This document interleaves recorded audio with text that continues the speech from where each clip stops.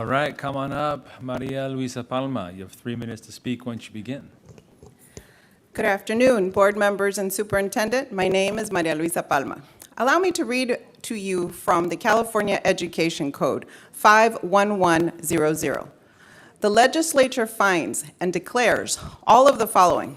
It is essential to our democratic form of government that parents and guardians of school-aged children attending public schools and other citizens participate in improving public education institutions. All participants in the education process benefit when schools genuinely welcome, encourage, and guide families into establishing equal partnerships with schools to support parent learning. So let's let those keywords sink in and think about them. Essential to our democratic form of government. Equal partnerships, genuinely welcome.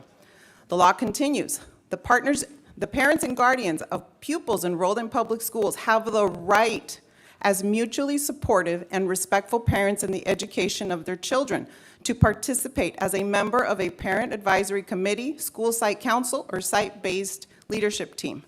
So these are state-mandated rights that we're talking about, right? And we heard clearly the spirit of the law that I just read to you.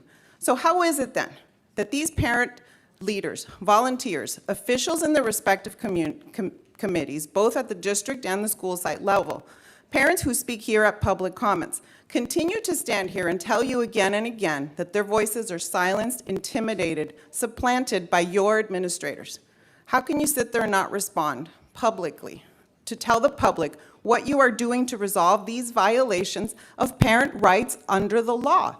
Today's presentations were agenda items. I understand you can't respond to me, but you can respond to them and address that point. How can the district statement supersede what parents, especially those in official roles, are telling you? Because you believe that you have as proof official statements, records, data, and checkboxes next to mandatory topics. But what you lack is effectiveness, accountability, ethics, and respect to us parents. So therefore, the LCAP addendum that's mandated by the federal government to include your descriptions of the district's responsibility to implement effective parent engagement. That's the issue we're talking about here. It includes your narrative, your agenda, your perspective, and your spin of the facts. But the most insulting thing that us parents hear is that what's repeated at all levels is that parents are blamed for the lack of engagement. How often do we hear parents? We're told that parents must not care. But think about it. Would you continue to show up if you were a parent with the lack of effectiveness and the lack of respect to feel that this is a waste of time for you to show up? You think parents who continue to come here and tell you the same thing in different ways, you think that we're crazy because you don't respond to us. But maybe we just care. Maybe we believe the democratic process can and should work. I want to ask you, do you believe in it? And what are you going to do about it? Are you going to act and fix it?